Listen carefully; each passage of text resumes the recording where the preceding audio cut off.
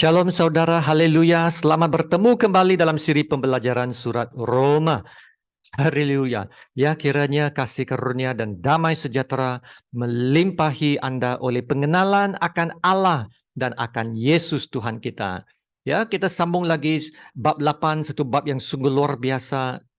Kali ini dari ayat 12 hingga ke 17 dengan tajuknya Hidup yang dipimpin Roh Kudus. Mari kita baca sekarang dari ayat yang ke-12. Jadi saudara-saudara, kita adalah orang berhutang, tetapi bukan kepada daging, supaya hidup menurut daging. Sebab jika kamu hidup menurut daging, kamu akan mati. Tetapi jika oleh roh, kamu mematikan perbuatan-perbuatan tubuhmu, kamu akan hidup. Semua orang yang dipimpin roh Allah adalah anak Allah. Sebab kamu tidak menerima roh perbudakan yang membuat kamu menjadi takut lagi. Tetapi kamu telah menerima roh yang menjadikan kamu anak Allah. Oleh roh itu kita berseru, Ya Aba, Ya Bapa. Roh itu bersaksi bersama-sama dengan roh kita bahwa kita adalah anak-anak Allah. Dan jika kita adalah anak, maka kita juga adalah ahli waris. Maksudnya, orang-orang yang berhak menerima janji-janji Allah yang akan menerimanya bersama-sama dengan Kristus. Yaitu, jika kita menderita bersama-sama dengan Dia, supaya kita juga dipermuliakan bersama-sama dengan Dia. Demikianlah firman Tuhan yang sungguh luar biasa. Sebelum ini, kita telah lihat bezanya hidup dalam roh dan hidup dalam daging. Yaitu hidup menurut keinginan daging. Ya, bab 8 adalah bab yang paling banyak menyentuh tentang Roh Kudus, yaitu sekurang-kurangnya 20 ayat. Nah, kita lihat Paulus memberi penekanan yang sangat penting ya kepada kehidupan kita dalam roh. Ya, maka kita sambung lagi perbincangan kita tentang kehidupan dalam roh. Nah, ayat yang terakhir kita lihat sebelum ini ayat 11 ya memberitahu kita bahwa kita telah diberi hidup baru ya oleh Roh Allah. Nah, bagaimana itu boleh terjadi? Hidup yang baru itu sebab Roh Allah telah membangkitkan Yesus dari kematiannya. Maka apa yang dilakukan dengan Yesus, dengan kebangkitan Yesus, Roh Allah juga lakukan itu dengan kita. Yaitu ya ayat 11 ini mengatakan dengan menghidupkan juga tubuhmu yang fana itu oleh rohnya, yaitu roh Allah yang diam di dalam kamu. Wow, luar biasa ya. Roh Allah yang menghidupkan kita dari tubuh yang fana ini, ya inilah juga sama maksud dengan apa yang telah diberitahu di awal ayat yang kedua. Ya, roh yang memberi hidup telah memerdekakan kamu dalam Kristus dari hukum dosa dan hukum maut. Ya saudara, sekiranya roh Allah telah memerdekakan kita dari hukum dosa dan hukum maut dan memberi kita hidup yang baru, new life, maka kita harus memberi respon, ya tindak balas. Apa respon kita kepada anugerah Tuhan ini? Nah, sekarang kita lihat ayat 12 ke 13 ini sambungannya. Jadi saudara-saudara, kita adalah orang berhutang, tetapi bukan kepada daging supaya hidup menurut daging, sebab jika kamu hidup menurut daging, kamu akan mati. Tetapi jika oleh roh kamu mematikan perbuatan-perbuatan tubuhmu, kamu akan hidup. Ayat ini mengatakan kita adalah orang berhutang. Tapi bukan berhutang kepada daging, lalu berhutang kepada siapa? Kepada Roh Allah. Sebabnya Roh Allah yang membangkitkan kita, yang memberikan kita hidup baru. Roh Allah yang selamatkan kita. Maka kita berhutang kepada Roh Allah. Kita tidak berhutang kepada kedagingan. Ya, sebab kedagingan tak dapat melakukan apa-apa untuk selamatkan kita. Kecuali mematikan kita saja, ya, tak dapat selamatkan kita, tapi matikan kita. Maka kita berhutang kepada Roh Allah yang selamatkan kita. Ayat 13 mengatakan, jika kamu hidup menurut daging, kamu akan mati. Tetapi jika oleh Roh kamu mematikan perbuatan-perbuatan tubuhmu, kamu akan hidup. Ya, sebelum ini, yaitu sebelum Roh Allah diam di dalam kita, kita memang hidup untuk memuaskan keinginan daging kita. Nah, dalam maksud itu, kita telah menjadi hamba kepada kedagingan kita. Ya, dan selalu ingin memuaskan nafsu kedagingan kita. Ya, kita rasa kita selalu ingin memenuhi keinginan nafsu kita. Ya, itulah kita rasa berhutang. Contohnya, kalau kita ketagih pornografi, ya, gambar-gambar lucu, kita terikat kepada pornografi. Nah, kalau kita terikat kepada handphone gaming, nah, kita akan terikat kepada handphone gaming sehingga kita lupa diri, lupa masa, lupa makan. Ya. Kalau kita ketagih judi online, kita terikatlah kepada judi itu. Maka kita rasa terikat dengan nafsu kita yang selalu membawa kita kepada dosa. Ya, bila kita berbuat dosa, kita rasa bersalah pula. Kita rasa tertuduh, kita rasa berhutang. Ya, tidak dapat bayar hutang dosa. Dan hidup dalam kedagingan adalah hidup yang membawa kepada kematian. Ya, Paulus berkata, saudara, kita tidak perlu hidup dalam keadaan ini lagi. Amin. Tak perlu. Kita tidak perlu hidup dalam perasaan bersalah. Kita tak perlu hidup dalam perasaan tertuduh. Kita boleh hidup dalam kekudusan, dalam perbenaran, dalam kebenaran. Kita boleh menjalani hidup yang bersih, kudus dan benar. Haleluya. Bagaimana? Ayat 13 mengatakan ini, tetapi jika oleh Roh, haleluya, kamu mematikan perbuatan-perbuatan tubuhmu, kamu akan hidup. Amin. Maka kuncinya adalah hidup oleh Roh. Hidup yang berterusan dalam Roh.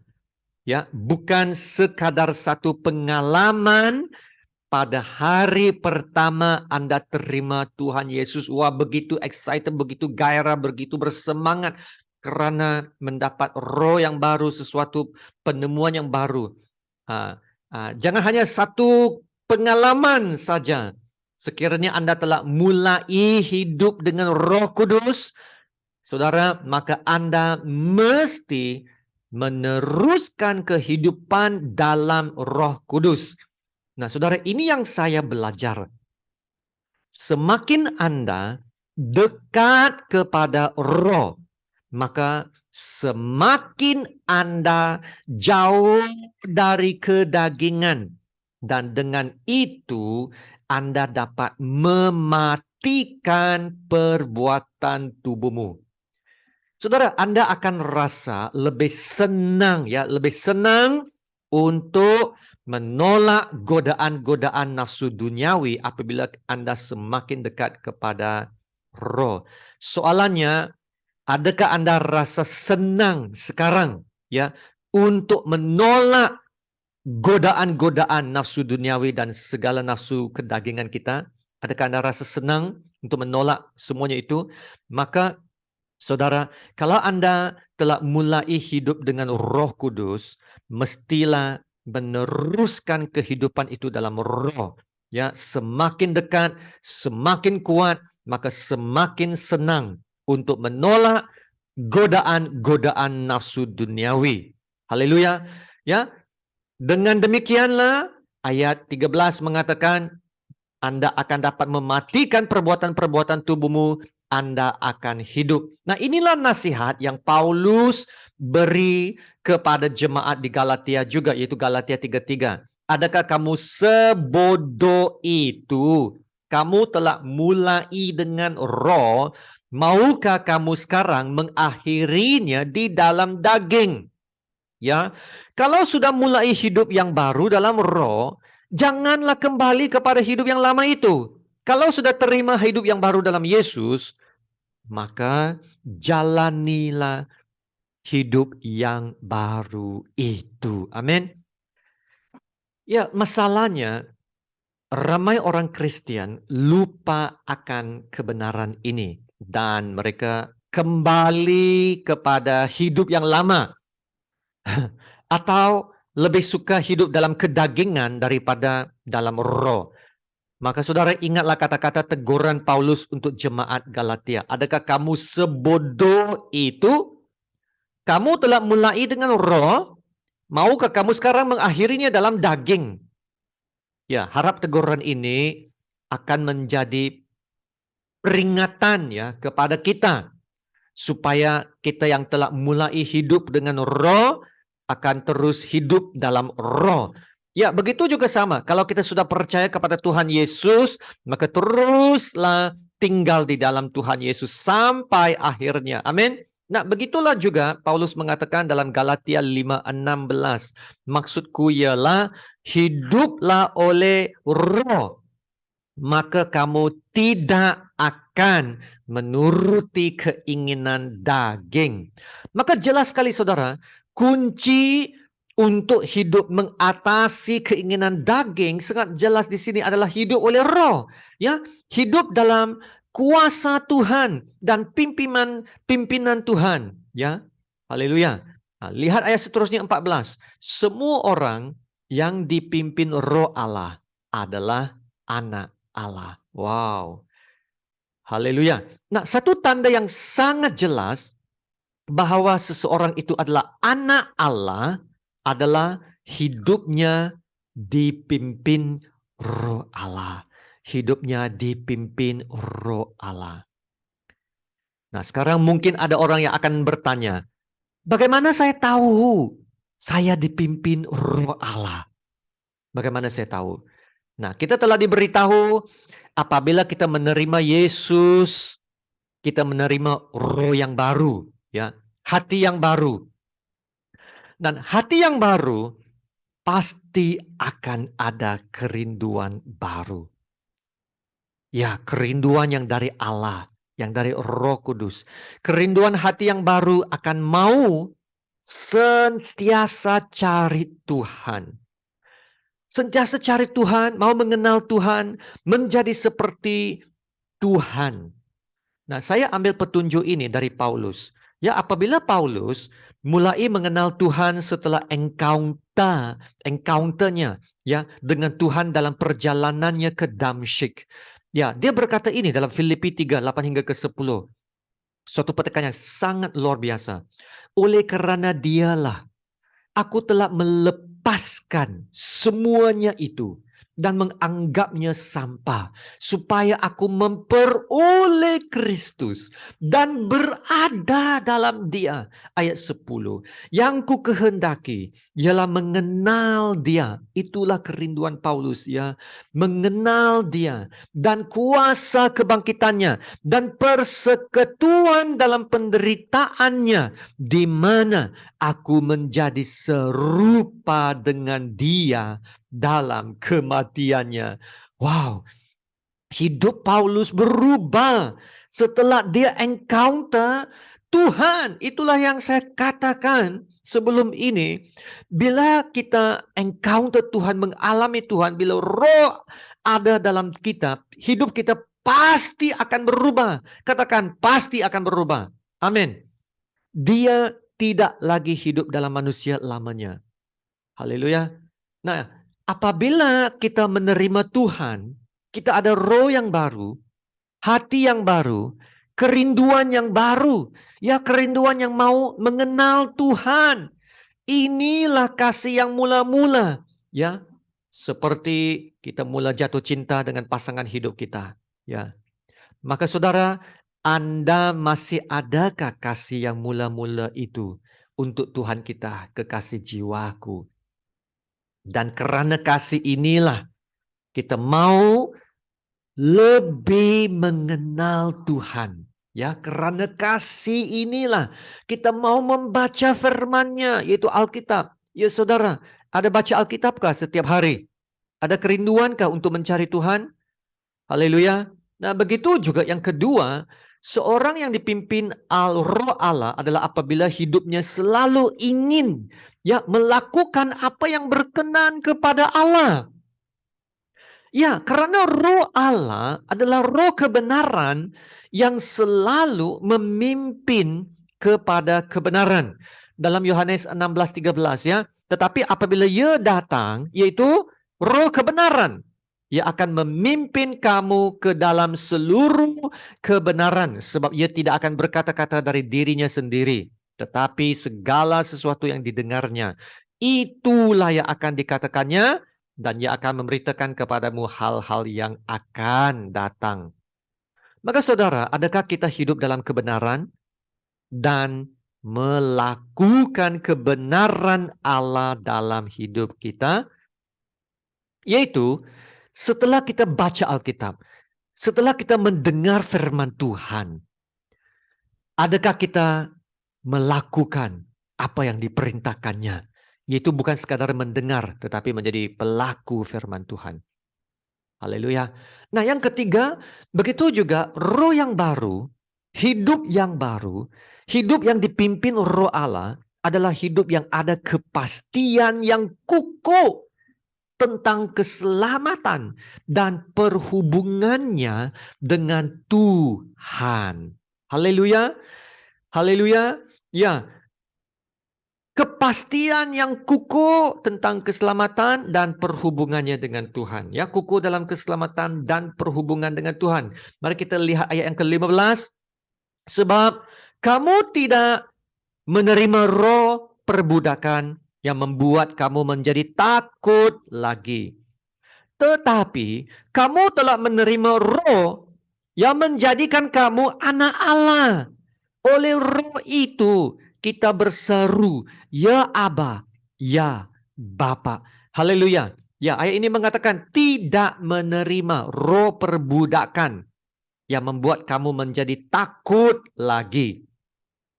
Seseorang yang tidak ada kepastian tentang keselamatan akan hidup dalam ketakutan. Ya, sebab belum tahu lagi sama ada selamat ataupun tidak. Dan tidak mau pergi neraka. Dan dalam ketakutan ini, ya mereka akan rajinlah beragama. Ya, yaitu berusaha melakukan sebaik-baiknya yang boleh untuk mendapat restu Tuhan. Ya, tapi dalam melakukan semua usaha keagamaannya, dia belum lagi pasti tentang keselamatannya. Ya, belum lagi pasti tentang keselamatan. Dan dia menjadi hamba kepada agamanya yang sentiasa mahu memenuhi segala tuntutan keagamaannya. Dia akan cuba sedaya upaya untuk memenuhi, untuk memuaskan segala kewajiban agamanya. Nah, itulah dia. Dia berhutang kepada agamanya. Nah, itulah roh perbudakan yang dimaksudkan oleh Paulus. Tapi dia tahu, ya, orang yang sangat kuat agama ini, dia tahu dia tak dapat memenuhi segala tuntutan keagamaannya. Ya, dan karena itu dia akan hidup dalam ketidakpastian yang membawa kepada ketakutan.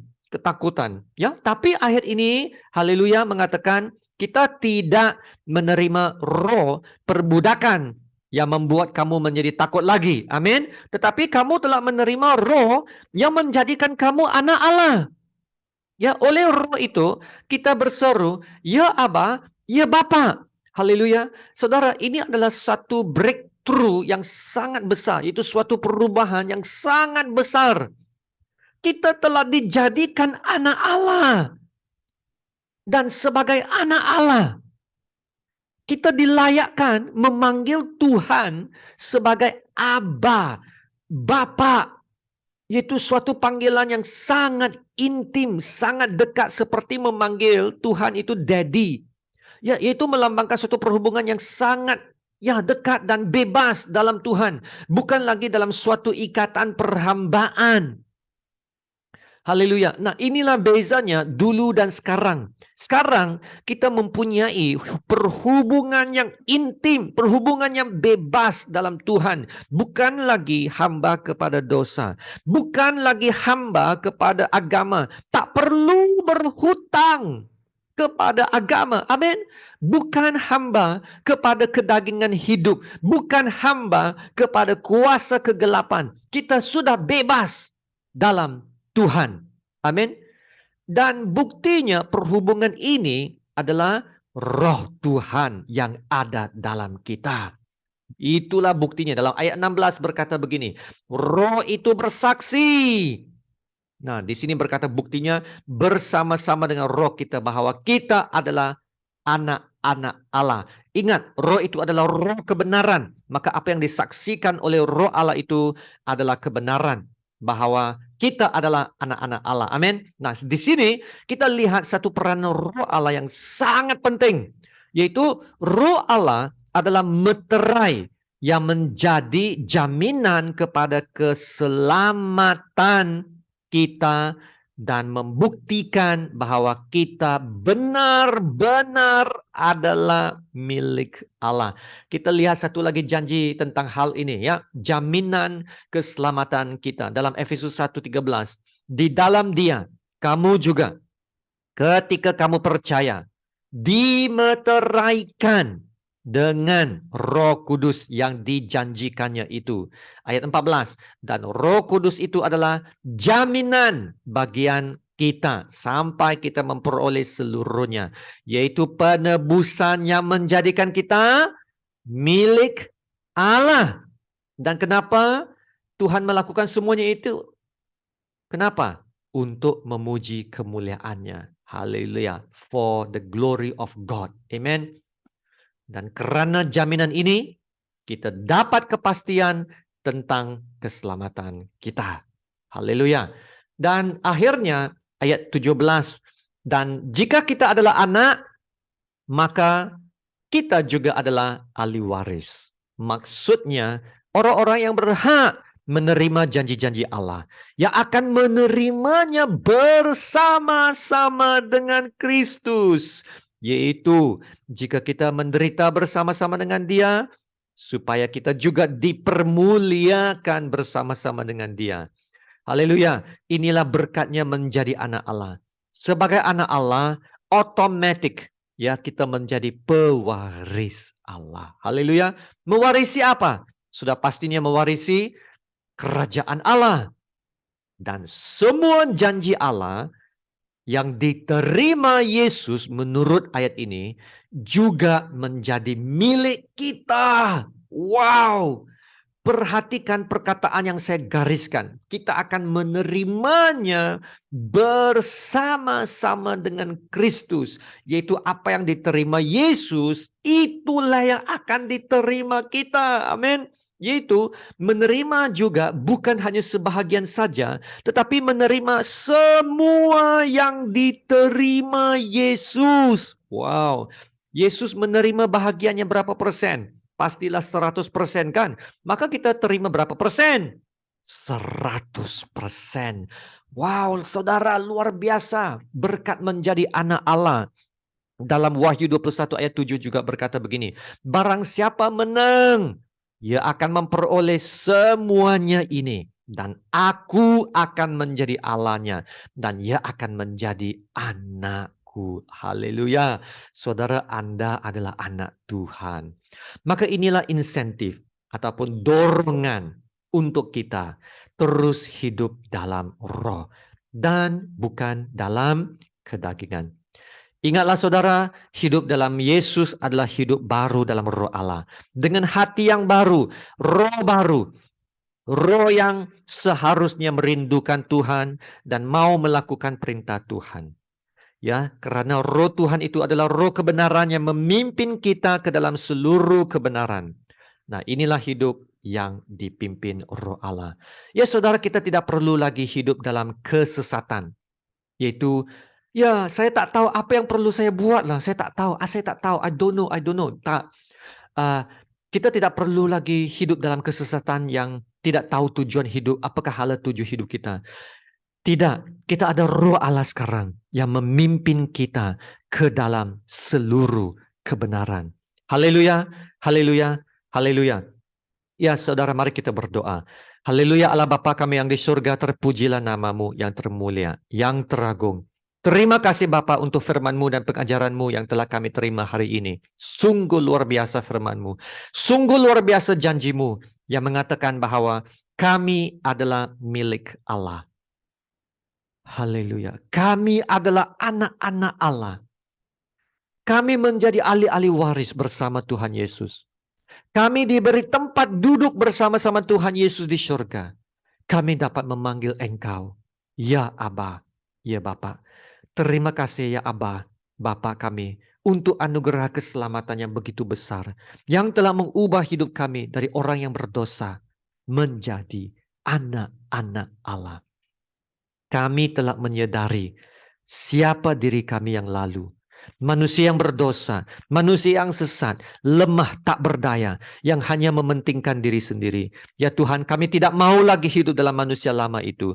Tolong kami untuk berubah. Kami yakin melalui pimpinan dan pekerjaan Roh Kudus-Mu dalam hidup kami akan dapat hidup dalam kemenangan. Ya Tuhan, tolonglah kami.